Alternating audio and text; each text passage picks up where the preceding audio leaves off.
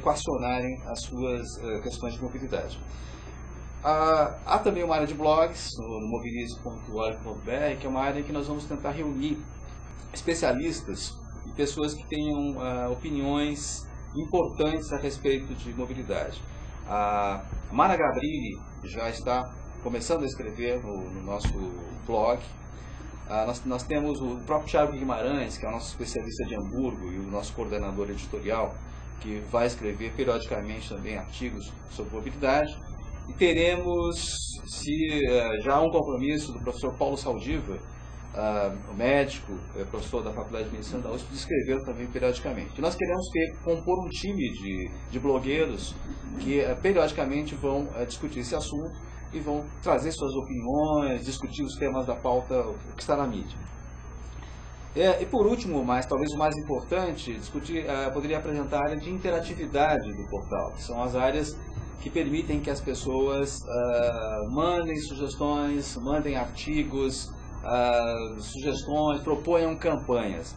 Existe uma sessão que entrou no ar ontem, né, dentro do nosso processo de inauguração gradativa do portal Mobilize, que é a sessão Mobilize-se.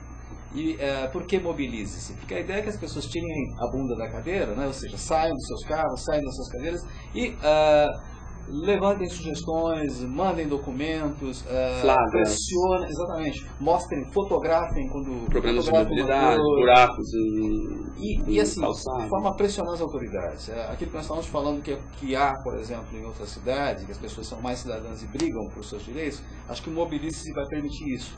Então não é apenas... Essa está na tela aí que está sendo mostrada. Exatamente. Né? Não uma forma de, é um caso de um canal de denúncia.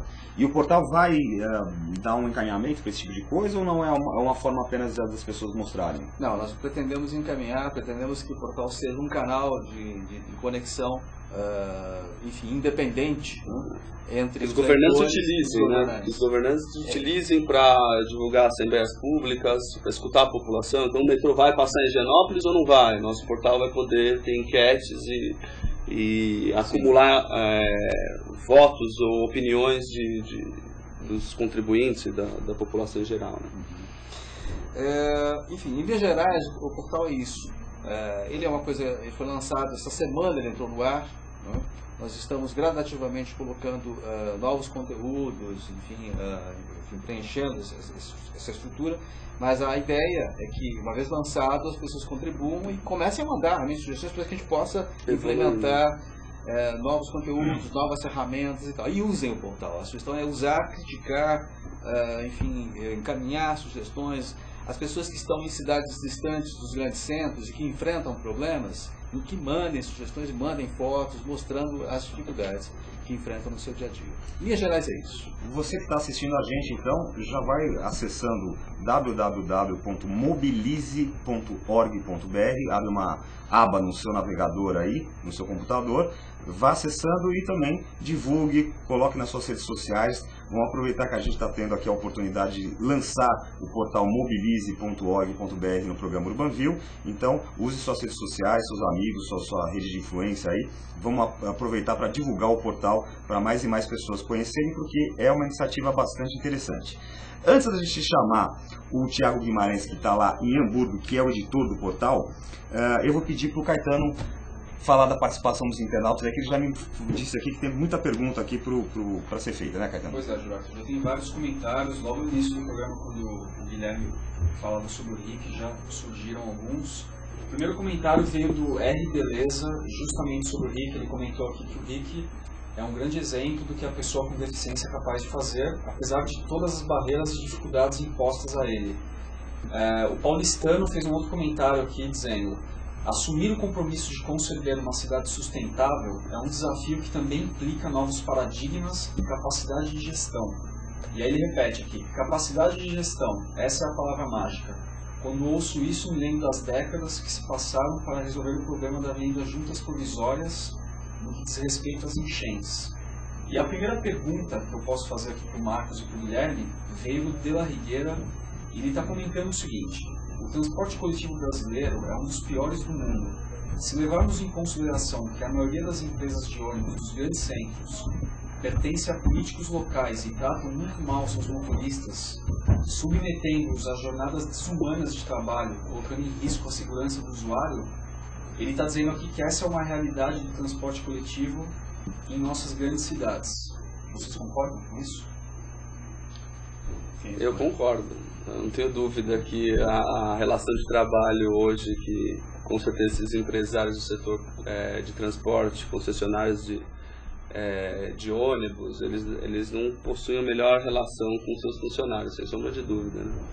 E é um paradigma que precisa ser quebrado, né? Lentamente a população tendo a capacidade de se comunicar, tendo a capacidade de cobrar, esse cenário vai se alterando com o tempo. Eu acho que a iniciativa do Mobilize, ela vem exatamente com essa proposta, né, de auxiliar, educar o cidadão a o que ele pode fazer, como ele deve pensar. Então, por exemplo, a questão da priorização do transporte coletivo.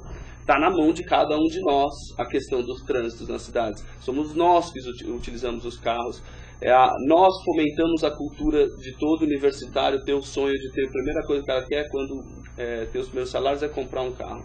A indústria do crédito, a gente viu agora o IPI subindo para automóveis importados, só para os importados, que é o governo, com a força do lobby das automotivas, querendo que as empresas nacionais que fabricam veículos vendam mais. Continue a política, vai aumentar o IPI para importado, aumenta para todos. Vamos então diminuir o volume de veículos nas cidades, né? Não só por uma questão comercial, vamos beneficiar as fábricas nacionais. Claramente precisa de políticas para fomentar a venda de bicicletas. Crédito para veículo, então vamos fazer crédito para bicicleta. Vamos permitir que as pessoas comprem bicicletas em 48 meses. Não tem para veículo 48 meses? Bicicletas elétricas, hoje tem uma tendência no mundo, né? China já está muito forte nisso, Estados Unidos já está começando a ficar forte, Europa, das pessoas utilizarem bicicletas elétricas. Bicicleta elétrica tem uma baixa cilindrada, não é uma moto, né? Não é poluente? Não é poluente, você coloca na tomada lá, não emite CO2, né? Diretamente, pelo menos. Então é papel do governo olhar para a questão da mobilidade e falar, pô, eu sei que a indústria automotiva é importante, eu sei que ela tem um papel fundamental na questão da mão de obra, muitos empregados dependem dela, mas vamos começar a refletir sobre como está a cidade. É um problema que está afetando todos os brasileiros. Agora chegaram os chineses vendendo carro um custo muito acessível, muito barato. Não cabe mais. Sexta-feira, o inferno dá, né, em São Paulo. Qualquer pequeno deslocamento de 10 km demora, sei lá, meia hora, 40 minutos. Se você fosse a pé, você chegava antes. De bicicleta, então, você chegava muito antes. As pessoas não têm essa reflexão. Elas têm medo de andar de bicicleta em São Paulo. Elas têm medo elas estão muito confortáveis. Todo mundo está pensando só individualmente. Ninguém está pensando coletivamente. Está na hora da sociedade começar a refletir. Falar, peraí, eu causo impacto. Esse trânsito que está na minha frente não é culpa só do governante, é minha culpa também. Sou eu que estou fazendo parte desse trânsito, né? Eu posso voltar um pouquinho à questão dos ônibus, dos motoristas? Se a gente olhar assim, historicamente no Brasil, quando as primeiras linhas de ônibus que existiam lá pelos anos 60, eu sou mais velho, então, enfim, andava de ônibus, ia para a universidade de ônibus, essas coisas todas, eram ônibus muito piores do que existem hoje. O motorista andava com um motor aqui do lado, muitos deles ficavam com problemas auditivos rapidamente porque ficavam o dia inteiro escutando aquele motor bem assim, a centímetros do seu ouvido. Um calor enorme, uma coisa insuportável. Hoje nós estamos longe ainda de uma situação adequada de trabalho para um motorista de ônibus, até porque a maior parte deles trabalha muitas horas extras, extrapolam muito o que seria um horário de trabalho normal para andar em cidades que têm, digamos, uma condição de tráfego muito difícil, né?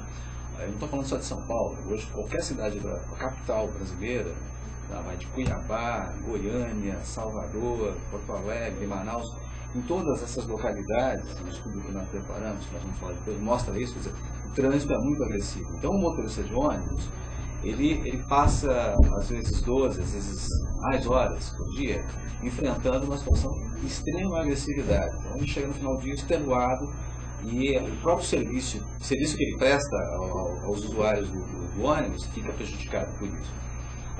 Melhorou, porque os veículos hoje têm mais, né, especialmente nas cidades maiores, os ônibus têm motores atrás, mas ainda o ônibus, embora ele seja muito melhor do que um automóvel, um ônibus carrega aí em torno de 50 pessoas, nos ônibus grandes, você tiraria em princípio alguma coisa como 30 automóveis da rua, ele é um veículo pesado, é um veículo que emite muito monóxido de carbono, faz barulho, então talvez não seja a situação ideal.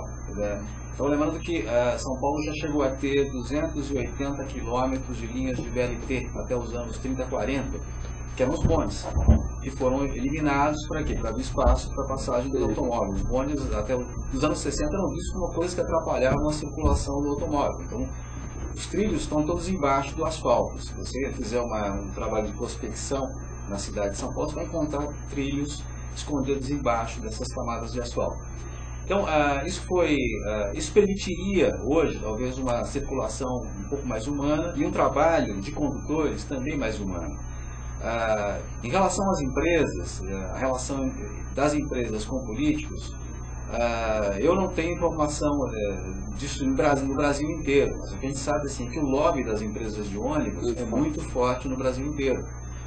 Então há uma pressão muito grande, por exemplo, para que as cidades tenham linhas de BRTs, que são, de fato, muito melhores. BRTs o que são? São corredores de ônibus inteligentes, que permitiriam uma velocidade muito mais alta. Como tem em Curitiba, né? Exatamente. Isso melhoraria muito a condição da maior parte das cidades. Mas ainda assim, seria uma solução, digamos, transitória até que a gente conseguisse implantar coisas com menor agressividade para as cidades.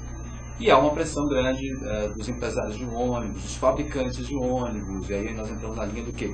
Que existe toda uma indústria que envolve a indústria do petróleo, a indústria do automóvel, e que na verdade quer que se mantenha de alguma maneira esse modelo baseado em 4 rodas e queima de combustível fóssil. Então, isso. A questão do metrô, por exemplo, né? São Paulo tem 70 km de metrôs. Quando a gente compara com ponderáveis internacionais como Londres tem 4 milhões de habitantes para 400 km de metrô. São Paulo tem 12, na pequena cidade de São Paulo, 12 milhões de habitantes para 70 km de metrô. Então a defasagem é gigante. A oportunidade, né, em investimento, e aí é que entra a questão do PAC e o esforço do Estado de São Paulo, da Prefeitura de São Paulo também, se unindo para desenvolver o metrô, é que a defasagem é enorme, né? A relação entre uma capital como Londres e São Paulo, e é isso que o Mobilize quer trazer, né? Comparar para que a população se mobilize a pressionar os governantes e diminua o lobby da indústria automotiva, para priorizar o transporte coletivo em detrimento do transporte individual. Então, é um pouco essa é a linha que a gente olha como um dos objetivos principais, é a priorização do transporte coletivo, é fazer a reflexão das classes A, B, C, todo mundo, vamos refletir se não dá para a gente usar o transporte coletivo ao invés do individual. Essas comparações com outras cidades é interessante, teve um convidado, que eu não me recordo, a gente estava comparando São Paulo com Nova York, e ele trouxe um dado interessante, comentou que parece que dos anos 70 até o ano 2000, Nova York cresceu 30 vezes, São Paulo cresceu 300 vezes. Absurdo, assim. Então não dá para comparar porque é um outro tipo de... Exato. Né? E aí, continuando aqui as perguntas dos internautas, o De La Rigueira fez essa pergunta falando da relação das empresas de ônibus com seus empregados e tudo mais. E depois ele colocou uma outra questão aqui, não é bem uma pergunta, mas eu queria saber de vocês, que é um negócio interessante que eu também vi essa semana. Ele comentou aqui, depois tem outra. Tem gente que usa carro até para ir à padaria na esquina e a carona solidária para o trabalho nem pensar. Aí depois ele comentou, aliás, me parece que está acontecendo uma campanha sobre carona solidária em São Paulo. E eu vi alguma coisa essa semana. Vocês sabem disso? O que vocês acham desse esquema de